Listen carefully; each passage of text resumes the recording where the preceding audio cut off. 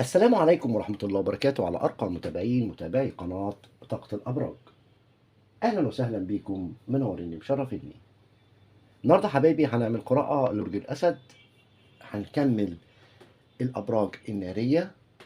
قراءتنا النهاردة بعنوان المستجدات في العلاقة من طرف الحبيب. إن شاء الله قراءتنا هتكون بتاريخ 31/10/2025. أتمنى القراءة تفيد حضراتكم وتمنياتي لكم بمشاهدة ممتعة ومفيدة. وقبل ما نبتدي نصلي على أشرف الخلق سيدنا محمد صلى الله عليه وسلم. ولا يعلم الغيب إلا الله، وهذا توقعات وليس إلا. ما تنسوش حبايبي عمل لايك للفيديو، الاشتراك بالقناة، وتفعيل زر الجرس ليصلك كل ما هو جديد. أصحاب برج الأسد العنيد الملكي، نسمي بسم الله ونبتدي نشوف قراءتك النهاردة. وهنبتدي بطاقة الحبيب.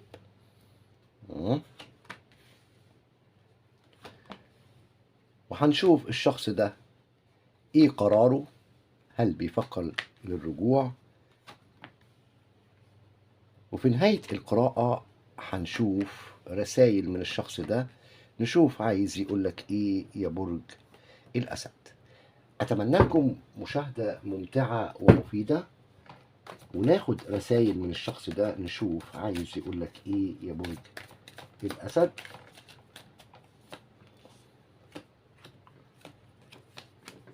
والله ناخد الرابع.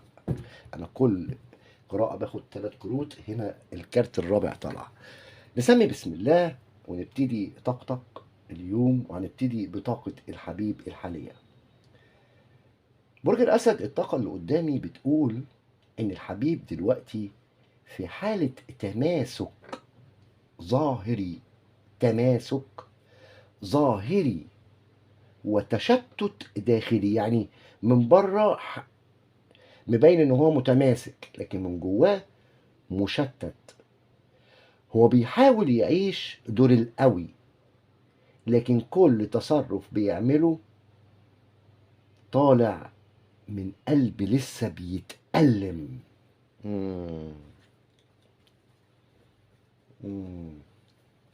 قلب لسه بيتألم.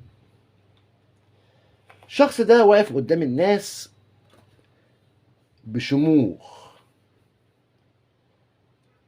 بس جواه بيحارب نفسه.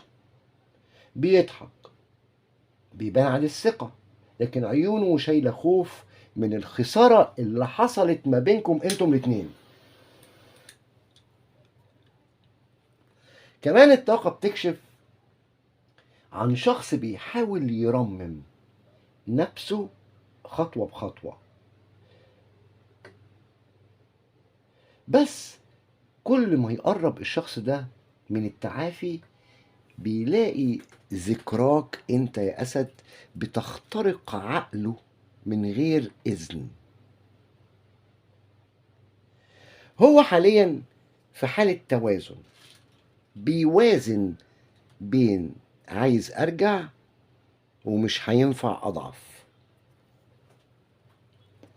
لكن الطاقة الروحية اللي حوالينه كلها بتقول إن الضعف في الحب مش هزيمة.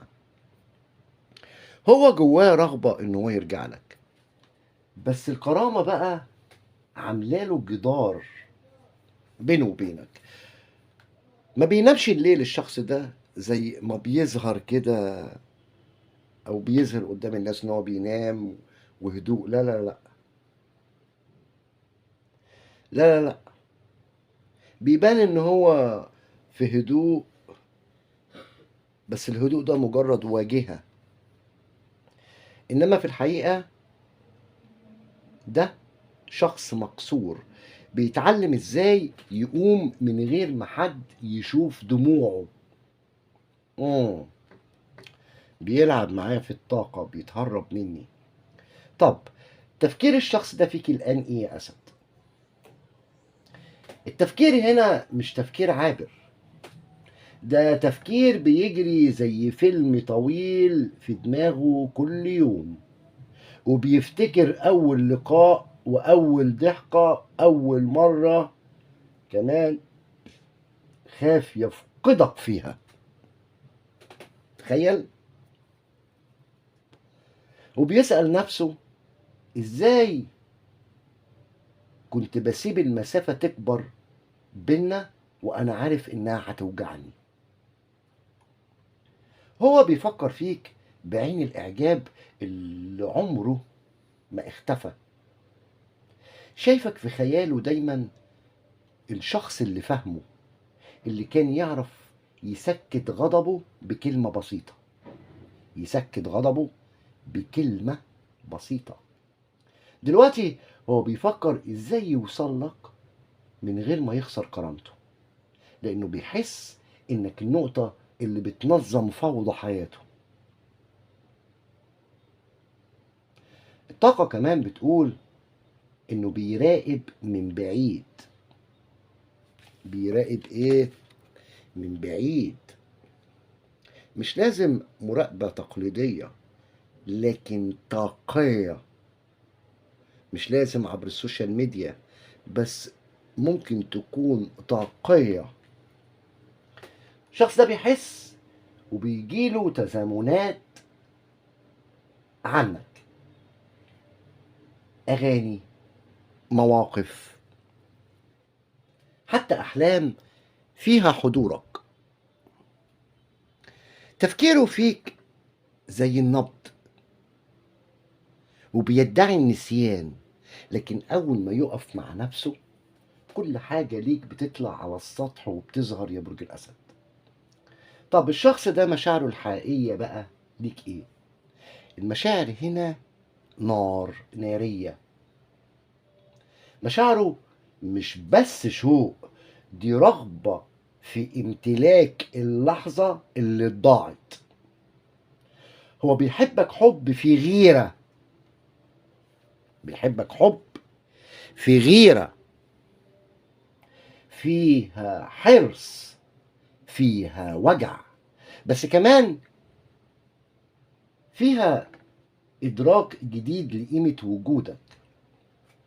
الشخص ده بيحب بقوة، بس كمان بيكابر بقوة، وده اللي حصل دلوقتي. بيموت على كلمة منك بس مش قادر يقولها. الطاقة كمان بتحكي عن طاقة شخص بيتفرج على حياتك من بعيد وبيحاول يفهم انت فعلا كملت ولا لسه بتدور على أثره، بتفكر فيه ولا لأ.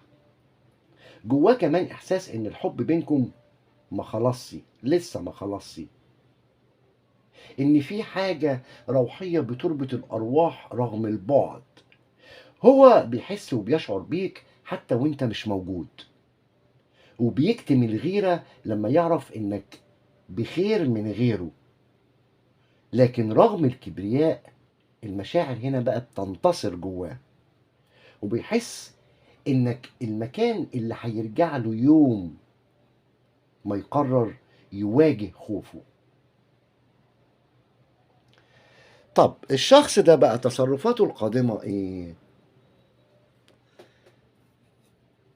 الطاقة معايا بتتكلم عن حركة ناعمة لكنها فعالة. الشخص ده مش هيندفع زي الأول، هو ناوي يقرب بخطة فيها فكر مش عاطفة بس. ممكن يظهر في حياتك برسالة صغيرة أو لايك، ظهور، أو حتى عبر حد ما بينكم مشترك، ينقل كلام محسوب. كلام إيه؟ محسوب بالملي. هيحاول يخلق موقف بسيط يفتح الباب بينكم، لكن من غير ما يعلن نواياه علنا بالرجوع. بيفكر في خطوة تخليه يدخل تاني من غير ما يبان انه هو مكسور، زي اللي بيلعب على خيط القدر بثقة وبصبر. زي اللي بيلعب على ايه؟ على خيط القدر بثقة وبصبر. تصرفاته اللي جاية هتكون كلها رسائل غير مباشرة، بس كل حركة فيها معناها ان انا لسه هنا. هيختار توقيت غريب، ساعة بالليل أو بعد حدث في حياتك، يعني إيه، هيلخمك وهيخش في اللخمة دي، كأنه بيستنى اللحظة دي اللي يلمع فيها ظهوره زي الشمس بعد الغروب. فهمت بقى يا أسد؟ طب تأثيرك عليه بعد البعد إيه الشخص ده؟ تأثيرك عليه كبير جدا يا أسد، لأن أنت الشخص الوحيد اللي ساب جواه بصمة ما بتتكررش. غيابك خلاه يعرف يعني إيه قيمة الاستقرار، ويعني إيه حب حقيقي مش بيتكرر.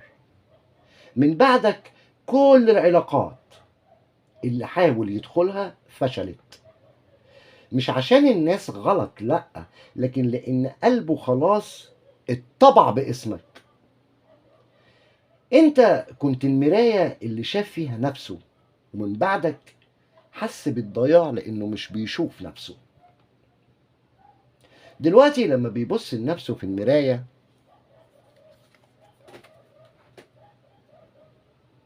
هو لما بيبص لنفسه في المراية بيشوف ملامحك في انعكاسه، بيفتكر ضحكتك وصوتك، وبيحس بغيابك حتى في لحظات نجاحه. انت بقيت مرجعيته. كل حاجة، كل خطوة بيمشيها وكل حاجة بيعملها بيقيسها على وجودك، وكل خطوة بيمشيها بيحس انك السبب في نضوجه. هو ما تغيرش، انت اللي علمته يعني ايه يتغير. الشخص ده واقف بين كبريائه وقلبه، بيحارب صراخ داخلي بيقول ارجع، لكن لسه بيفكر في الطريقة الصح. طاقته بتغلي بس في نفس الوقت بتتعلم. هو مشى، لكن الطاقة كلها بتقول إن خطواته راجعة ليك حتى لو الطريق طويل. برج الأسد أنت بالنسبة له مش ماضي، أنت الحكاية اللي لسه قلبه مش قادر يقفلها، مش قادر يقفلها. طب الشخص ده نواياه الفعلية إيه بقى؟ إيه نواياه الفعلية؟ الحبيب اللي في الطاقة معايا ده نواياه طالع منها صدق صامت، مش بيوعد بالكلام، لكن بيفكر بخطة متزامنة أو متزنة جدا. هو ناوي يرجع، بس عايز يعملها في التوقيت الصح. بيخاف من إنك تفتكر إن رجوعه ضعف، فعشان كده بيجهز نفسه نفسيا وماديا قبل ما يقرب. هنا بقى النية عنده واضحة، أرجع بس أبقى قد الكلام. هو بيحلم بعلاقة فيها احترام متبادل، مش شد وجذب. النية دي ناضجة جدا يا برج الأسد، لأنه بقى فاهم إن الكبرياء اللي كان بيحتمي فيه زمان هو نفسه السبب اللي كسره من جواه. عايز يجي لك وهو متزن، مش بنغمة ندم، لكن بنغمة رجل فاهم هو راجع ليه. طب الشخص ده هل بيخطط للرجوع فعلا؟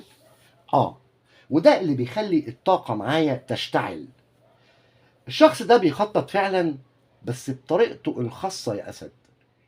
هو مش ناوي أو مش من النوع بمعنى أصح اللي بيستنى الصدفة، ده هو اللي بيخلق الصدفة بنفسه.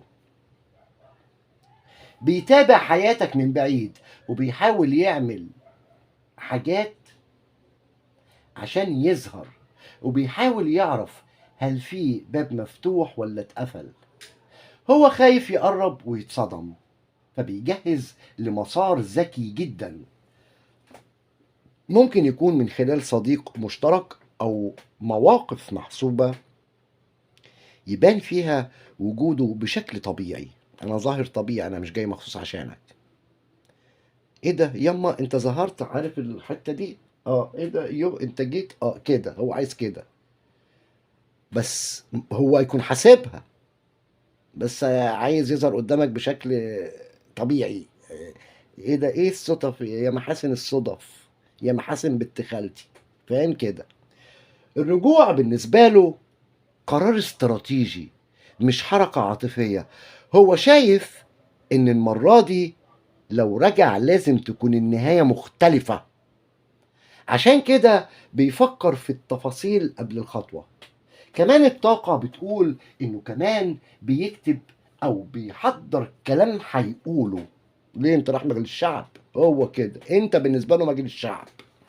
بيحضر الكلام اللي هيقوله وبيكتبه، بيعمل بروفا، كأن في رسالة او حديث بيتجهز بقاله فترة، لان انت هتشلوحه. تعال قول لي بقى، انت ايه اللي انت بتعمله معايا ده؟ انا دماغي تعبانة اساسا وانت جاي تتعبني. ابو الجواز لابو الحب لابو، فاهم؟ هتروح فيه.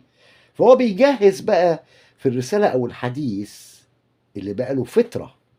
هو عايز يواجهك وهو جاهز، مش مهزوز، عشان اول كلمة منك هتحسسه ان الرجوع ده صح مش ضعف. طب قول لي يا ابطال، علاقته بالطرف التالت ايه لو موجود طرف تالت؟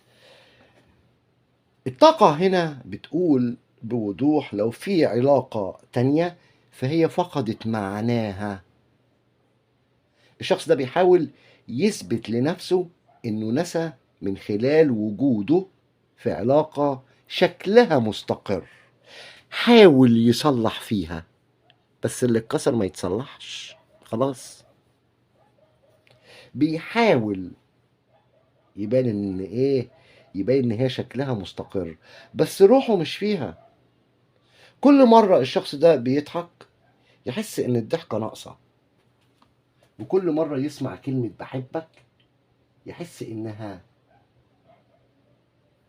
بتتقال غلط.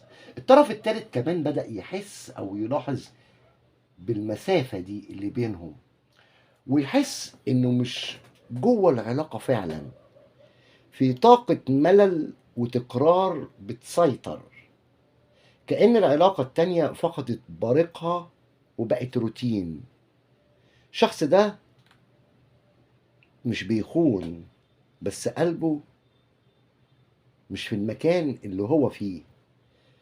هو نفسه كمان بيقول بينه وبين نفسه اللي كان بيني وبين الأسد اللي بحبه ما بيتكررش. الطاقة دي أنا شايفها بتقفل الباب بهدوء، مش انفصال بدوشة ودراما، لكن بانسحاب روحي بيحصل بالتدريج. طب ايه المفاجأة القادمة في العلاقة؟ الطاقة بتقول ان المفاجأة اللي جاية هتكون مفاجأة قدرية، زي موجة راجعة بعد هدوء طويل. هيحصل موقف غير متوقع هيخليه يظهر فجأة من تاني يا أسد. موقف هيحصل هيخليه يظهر فجأة، ممكن يكون صدفة غريبة أو مكالمة من غير ترتيب، أو حتى لحظة فيها حاجة هتجمعكم من غير ما حد فيكم يقصد. المفاجأة دي هتخليك يا أسد تشوفه بعين تانية، لأن أنت مش مجهز إن أنت تشوفه. هتحس من أول وهلة إن في حاجة مختلفة في نبرته أو في طريقته، كأنه بيرجع لك بنفس القلب بس بعقل جديد. كمان الطاقة بتشرح لي إن المفاجأة دي ممكن تكون اعتراف أو كلمة طويلة كان بيخاف يقولها وهينطقها المرة دي بس بوضوح. اللقاء ده مش صدفة، دي خطة كونية، لحظة مصالحة بين روحين تعبوا من الاختبار، تعبوا خلاص. القرار الأخير اللي طالع من الطاقة، القرار النهائي قوي جدا، الرجوع لكن بكرامة متبادلة. ركز معايا أسد، زي ما هو بيحفظ كرامته انت احفظ كرامتك. كرامة متبادلة. الشخص ده قرر انه المرة دي مش هيسيب الكلمة الأخيرة للكبر. قرر انه لو رجع لك هيفتح صفحة فيها حب حقيقي ومسؤولية. هو مش عايز لعبة شد وجذب تاني بينكم، هو عايز أمان ودفء واستقرار. هيتكلم بصراحة وهيطلب بداية من غير ماضي. قراره النهائي بيقول إنه هيرجع لما يكون متأكد إن الوقت جه، وهيبقى كمان مخلص المرة دي للآخر معاك. الشخص اللي قدامي ده خلاص عدى مرحلة التردد يا أسد، دلوقتي بقى مستعد يحمي العلاقة دي زي ما بيحمي نفسه. عامة الحبيب بيخطط، بيتابع، وبينضج في نفس الوقت. النية معايا صافية، والطرف التالت بيختفي، والمفاجأة اللي جاية هتحصل في لحظة كونية محسوبة، والقرار النهائي رجوع حقيقي في طاقة صدق ونضج.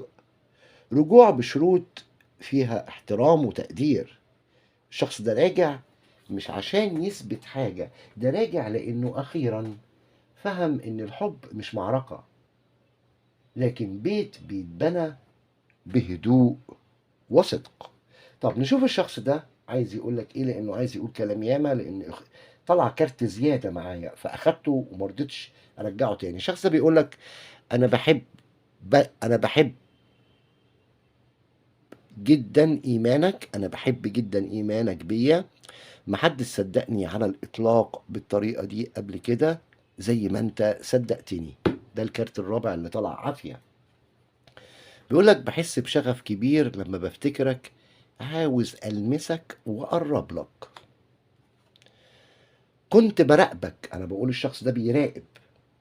بيقول لك كنت براقبك وبشوفك بتكون أونلاين إمتى وبتعمل إيه، غيرها مفتقدك لدرجة الجنون. ودي كانت قراءتك اليوم يا برج الأسد، أتمنى لك السعادة والهنا على طول الدوام. انتظروني حبايبي في فيديو آخر أترككم في رعاية الله وأمنه، والسلام عليكم ورحمة الله وبركاته.